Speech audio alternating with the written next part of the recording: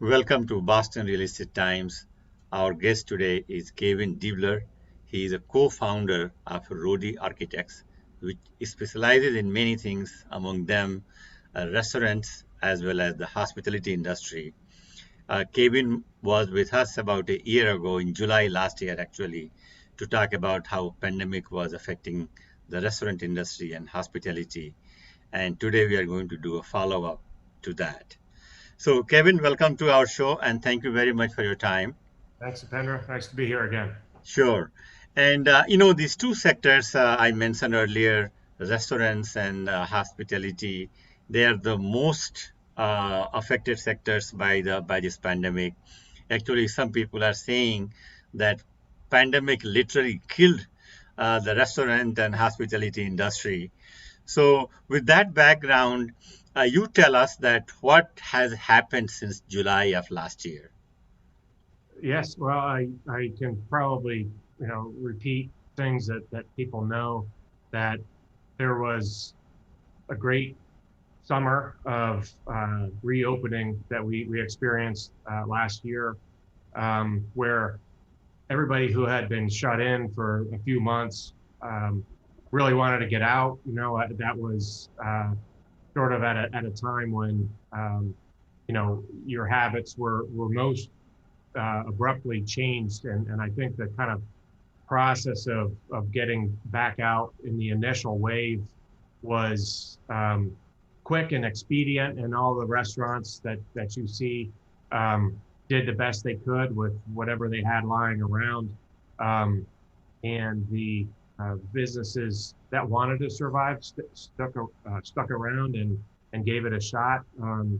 Then the fall came and we had another shutdown and another um, situation. And I think through that, certainly there was probably a wave of closings in the industry, and the decision not to pursue. But we have really seen a lot of other restaurants and locations look ahead to the future and start planning a little bit better, as if the pandemic will be with us for a little while longer.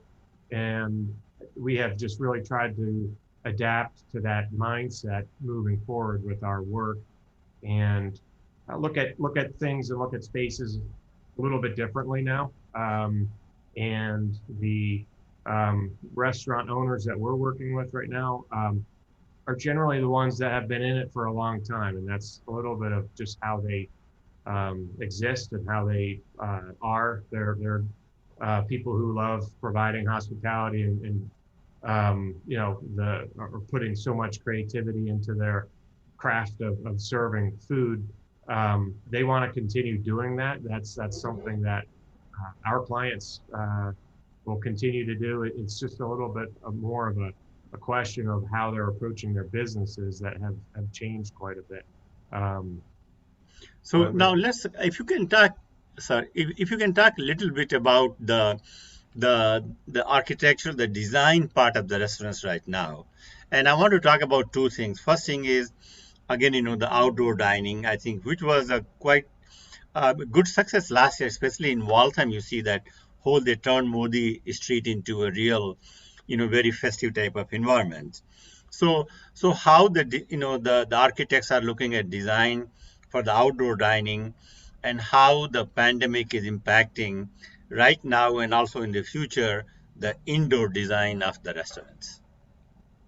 yes, well, I think that the outdoor dining is something that is um, there's a lot happening in that space. You could say there's is a bit about the cities are very open to restaurants.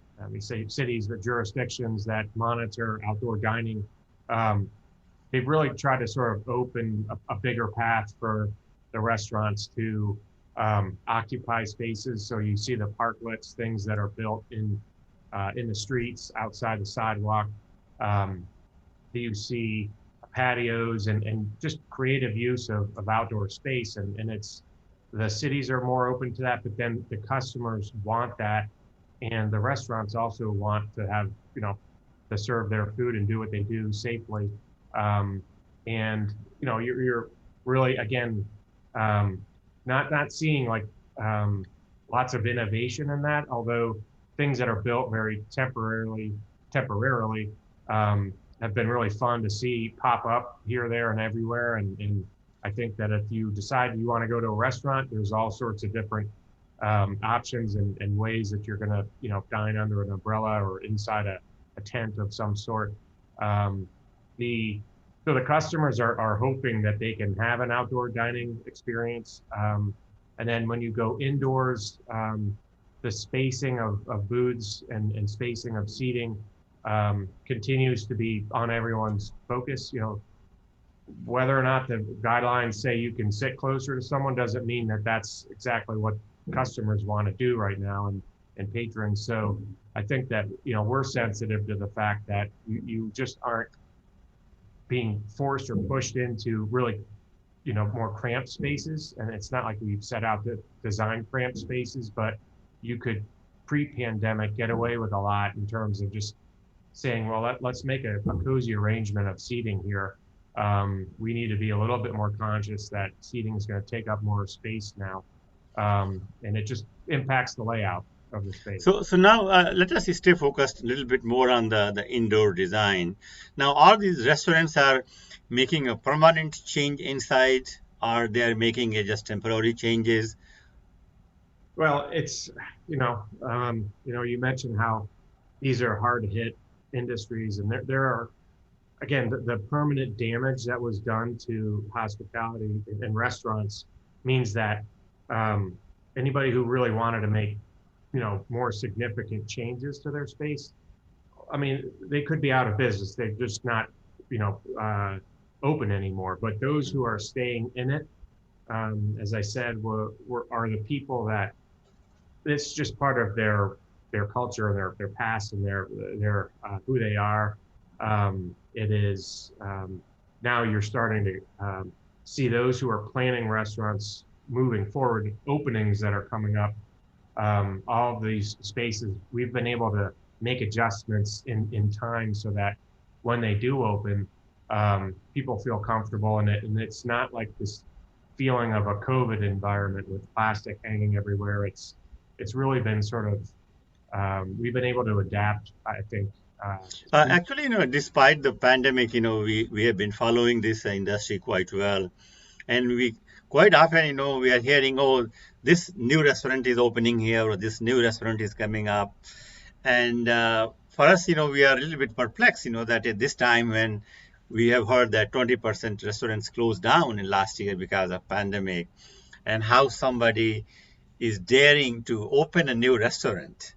So, so if you can talk from their perspective, and also what is in their mind from the design point of view, what type of design the new restaurants want in the light of the pandemic. well, I'm trying to keep a couple of things under wraps, but one of our clients in the restaurants is a James Beard award-winning chef. Um, and this chef told us while we were doing our online, I guess, holiday party, we did a cooking class. And this chef told us that one of the most important things about running a restaurant is knowing your costs. And I felt like that was an unusual thing to hear a celebrated chef say, that it's really about managing your costs, and that's the magic behind staying in business. But it's true, and if someone's comfortable with their business plan, and you have been able to survive a pandemic through these conditions, then they are probably able to assess risk moving forward and say, I'm going to give this a go, and I feel confident that I can and pull my investment in and do something when people are going to want new options coming out of this. So I think that you see some bravery in the industry, and we support that and want to support that as much as possible. Okay. How about the hospitality industry, how they are doing? And is there any work going on, or it is completely stopped? Now, the work that we had in the hotel and lodging sector, if you will, they've sort of stopped that project and looked at moving into a different use, like residential. Um, and you start to see the blurring of um, other use types like housing um, become a little bit more focused on somewhat smaller units that have lodging and amenities that would make it feel like a hospitality environment, like spaces to have more community gatherings in these buildings. So I think that we see other aspects of hospitality popping into different, again, use types and projects. Now, I want to come back to the restaurant industry again. So, as earlier we were talking about the new, some new restaurant entrepreneurs are brave enough to open a new one. Yeah. So when they come to you and they say, look, I have vision, I want to open a new restaurant. As an architect, what advice you are giving to them? From design, I want to get into the design element of this, that how the pandemic is changing the design of the restaurants in terms of the seating area, the reception area, the tables and things, how that is working out, windows. Right. I think it's really, you know, it wouldn't be so much many like physical uh, issues changing dramatically, like the materials, et cetera. I think you're seeing definitely a probably just a focus on things that are can be maintained easily. Um, Maybe we are moving away from anything that's sort of intricate in its design and trying to focus on more of the overall space. Um, but then there's all the stuff that's happens behind the scenes a little bit, and it gets into the technical side of what we do with our restaurants. It focuses on the flow of the kitchen and the operations and the customer experience as they come in. But it's also something like ventilation and making sure that the systems are operating. I think that we again it's not something you see or perceive, but the restaurants do know that they want to maintain a safe environment. So we're seeing a lot of focus on the mechanical systems and making sure that the space feels ventilated. Now, is your firm also, has anyone hired you to design the outdoor dining or no? Like, how the structure should be and One of our longest running projects right now is Dorchester Brewing. hmm Um, we had phase one, which was the initial building, and phase two was our rooftop, which we've talked about on our in our I conversation. remember that. Yeah, sure. Now the rooftop is going to further extend a little bit to be include an outdoor space. And there is the sort of difference between being outdoors, and then there's the second piece, which is being undercover and hmm outdoors. So we see that the way that they started to occupy that space, having a covering would be very useful to them in terms of just having customers that don't have to run away because it's raining or it's slightly too cold. But so I think that we're hoping that a lot of these things can become permanent, and there's a way to have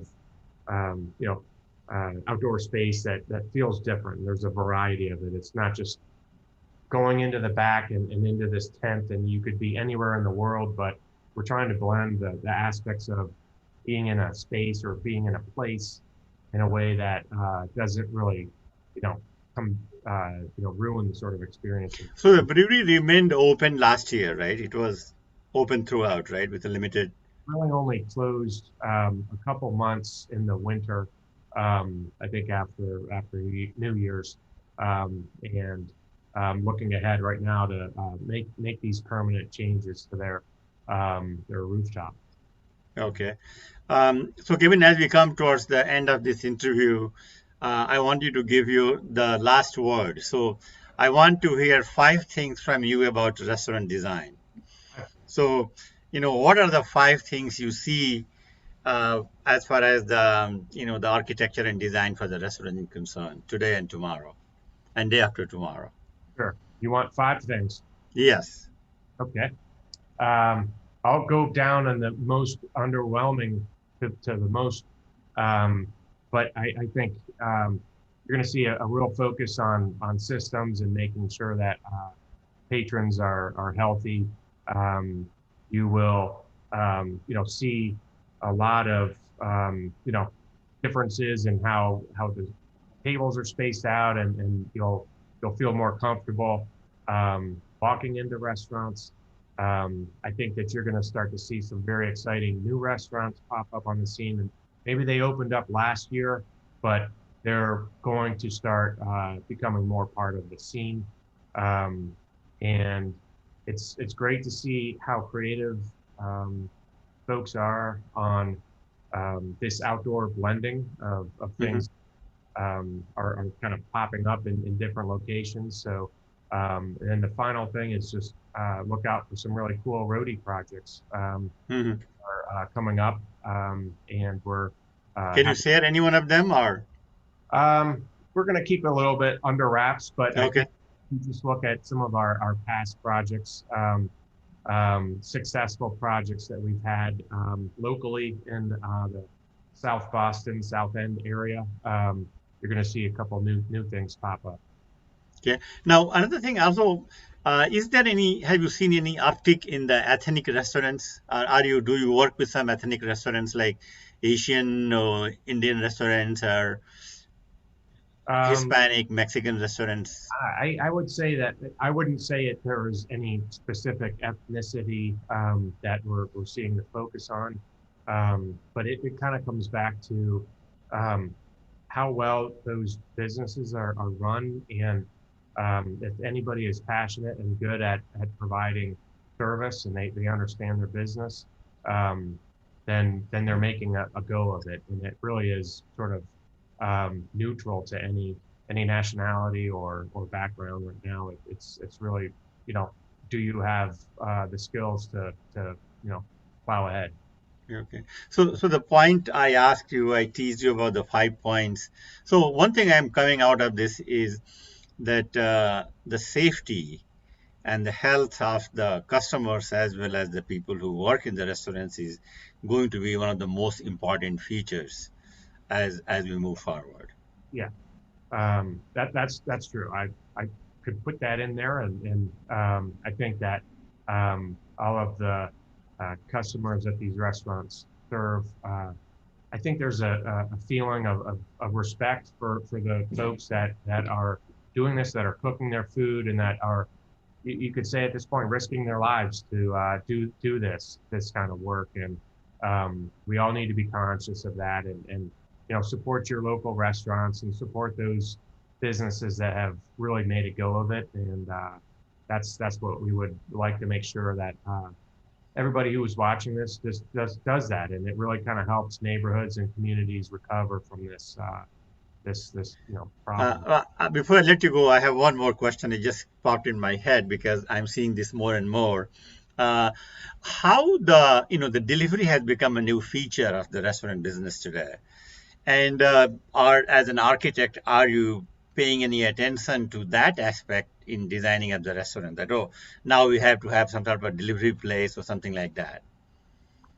I think it's yes, there's a big focus on how we lay out our kitchens and spaces, because um, that is a part of, again, uh, and the industry has understood that this could happen again anytime, and you just Sure. make sure that if that happens, you can change quickly and go to more of a takeout mode, and people are going to also be more willing to do takeout than they Sure. Yeah. Yeah. or and it's just a permanent situation. So it's not like there's a separate zone necessarily, but in some cases there is. But we really are trying to sort of make sure that you can provide that space in a restaurant. Yeah. Okay. Kevin, thank you very much for your time. It's always a pleasure to talk to you. You, thanks for having Thank, me. thank you.